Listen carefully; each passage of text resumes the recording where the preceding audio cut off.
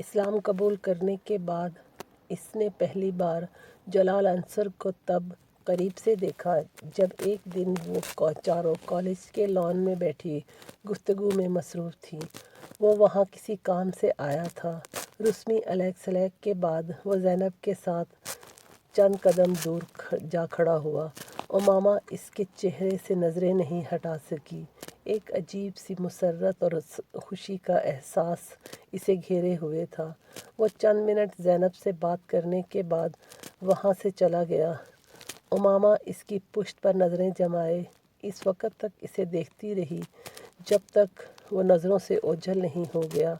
اس کے ارد گرد بیٹھی اس کی فرینڈز کیا باتیں کر رہی تھیں، اسے اس وقت اس کا کوئی احساس نہیں تھا۔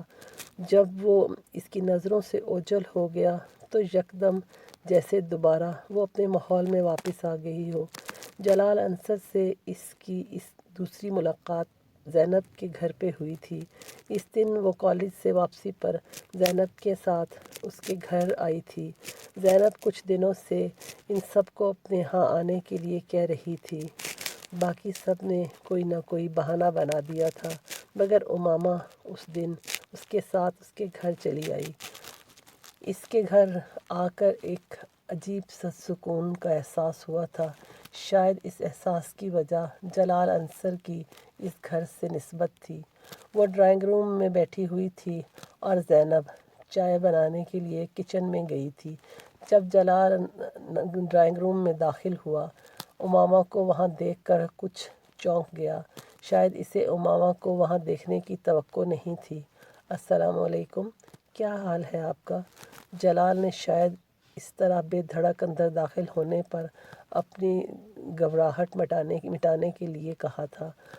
امامہ نے رنگ بدلتے چہرے کے ساتھ اس کا جواب دیا۔ زینب کے ساتھ آئی ہیں آپ؟ اس نے پوچھا۔ جی۔ زینب کہاں ہے؟ میں دراصل اس کو ڈھونڈ رہا تھا اس لیے یہاں آ گیا۔ مجھے پتہ نہیں تھا کہ اس کی کوئی دوست یہاں موجود ہے، کچھ معذرت خانہ انداز میں کہتے ہوئے وہ پلٹ گیا۔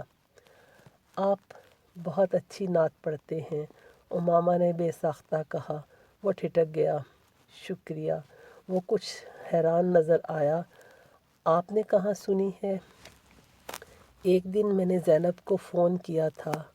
جب تک فون ہولڈ رہا مجھے آپ کی آواز آتی رہی۔ پھر زینب سے آپ کے بارے میں پتہ چلا۔ میں اس نعتیہ مقابلے میں بھی گئی تھی جہاں آپ نے نعت پڑھی تھی، وہ بے اختیار کہتی چلی گئی۔ جلال انصر کی سمجھ میں نہیں آیا کہ وہ حیران ہو یا خوش۔ بہت اچھی نعت پڑھتے ہیں آپ۔ بس پڑھ لیتا ہوں، اللہ کا کرم ہے۔ اس نے حیرت کے اس جھٹکے سے سنبھلتے ہوئے سفید چادر میں لپٹی اس دبلی پتلی دراز قد لڑکی کو دیکھا جس کی گہری سیاہ آنکھیں کوئی ایک عجیب سا تاثر دے رہی تھیں۔ اپنی آواز کی تعریف وہ بہت سوں سے سن چکا تھا مگر اس وقت اس لڑکی کی تعریف اس کے لیے قدرے غیر معمولی تھی۔ وہ جس انداز میں اس نے کہا تھا وہ اس سے بھی زیادہ عجیب۔ وہ پلٹ کر ڈرائنگ روم سے باہر نکل آیا۔ وہ ویسے بھی لڑکیوں سے گفتگو میں مہارت نہیں رکھتا تھا اور پھر ایسی لڑکی سے گفتگو جس سے وہ صرف چہرے کی حد تک واقف تھا۔ امامہ ایک عجیب سی مسرت کے عالم میں وہاں بیٹھی ہوئی تھی۔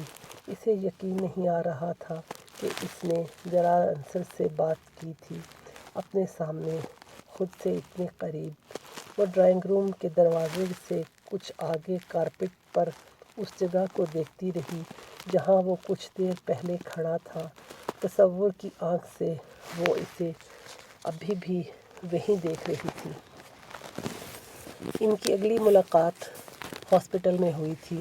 پچھلی دفعہ اگر امامہ دانستہ طور پر زینب کے گھر گئی تھی تو اس بار ایک اتفاق تھا۔ امامہ رابعہ کے ساتھ وہاں آئی تھی جسے وہ وہاں اپنی کسی دوست سے ملنا تھا۔ ہاسپٹل کے ایک کوریڈور میں فائنل ایئر کے اسٹوڈنٹ کا ایک گروپ کھڑا تھا، اس میں جلال انصر بھی موجود تھا۔ اس کی ایک بار ہارٹ بیٹ مس ہوئی۔ کوریڈور میں اتنا رش تھا کہ وہ اس کے پاس نہیں جا سکتی تھی اور اس وقت پہلی بار امامہ کو احساس ہوا کہ اس کے سامنے دیکھ کر اس کے لیے رک جانا کتنا مشکل کام ہے۔ رابعہ کی دوست کے ساتھ بیٹھے ہوئے بھی اس کا دھیان مکمل طور پر باہر ہی تھا۔ 1-1.5 گھنٹے بعد وہ رابعہ کے ساتھ اس کی دوست کے کمرے سے باہر آئی۔ اب وہاں فائنل ایئر کے اسٹوڈنٹ کا وہ گروپ نہیں تھا۔ امامہ کو بے اختیار مایوسی ہوئی۔ رابعہ اس کے ساتھ باتیں کرتے ہوئے باہر نکل رہی تھی جب سیڑھیوں پر ان دونوں کا آمنا سامنا جلال سے ہو گیا۔ امامہ کے جسم سے جیسے ایک کرنٹ سا گزر گیا ہو۔ السلام علیکم جلال بھائی، کیسے ہیں آپ؟ رابعہ نے پہل کی تھی۔ اللہ کا شکر، اس نے سلام کا جواب دیتے ہوئے کہا۔ آپ لوگ یہاں کیسے آئے؟ اس بار جلال نے امامہ کو دیکھتے ہوئے پوچھا۔ میں اپنی ایک فرینڈ سے ملنے آئی تھی اور امامہ میرے ساتھ آئی تھی، رابعہ مسکراتے ہوئے بتا رہی تھی، جبکہ امامہ خاموشی سے اس کے چہرے پر نظریں جمائے ہوئے تھی۔ دستگیری میری تنہائی کی تو نے ہی تو کی، میں تو مر جاتا اگر ساتھ نہ ہوتا تیرا۔ اس کی آواز سنتے ہوئے وہ ایک بار پھر کسی ٹرائس میں آ رہی تھی۔ اس نے بہت کم لوگوں کو اتنے شستہ لہجے میں اردو بولتے سنا تھا۔ جس لہجے میں وہ بات کر رہا تھا، پتہ نہیں کیوں ہر بار اس کی آواز سنتے ہی اس کے کانوں میں اس کی پڑھی ہوئی وہ نعت گونجنے لگتی تھی۔ اسے عجیب سا رشک آ رہا تھا اسے دیکھتے ہوئے۔ جلال نے رابعہ سے باتیں کرتے ہوئے شاید اس کی محویت کو محسوس کیا تھا، اسی لیے بات کرتے کرتے اس نے امامہ کی طرف دیکھا اور مسکرایا۔ امامہ نے اس کے چہرے سے نظریں ہٹا دیں۔ بے اختیار اس کا دل چاہا تھا کہ وہ اس شخص کے اور قریب چلی جائے۔ جلال سے نظریں ہٹا کر ارد گرد گزرتے لوگوں کو دیکھتے ہوئے اس نے 3 بار لا حول ولا قوت پڑھی۔ شاید اس وقت شیطان میرے دل میں آ کر مجھے اس کی طرف راغب کر رہا ہے، اس نے سوچا، مگر لا حول پڑھنے کے بعد بھی اس کے اندر کوئی تبدیلی نہیں آئی۔ وہ اب بھی جلال کے لیے ویسی ہی کشش محسوس کر رہی تھی۔ اسجد سے اتنے سالوں کی منگنی کے بعد بھی کبھی اس نے اپنے آپ کو اس کے لیے اس طرح بے اختیار ہوتے نہیں دیکھا جس طرح وہ اس وقت ہو رہی تھی۔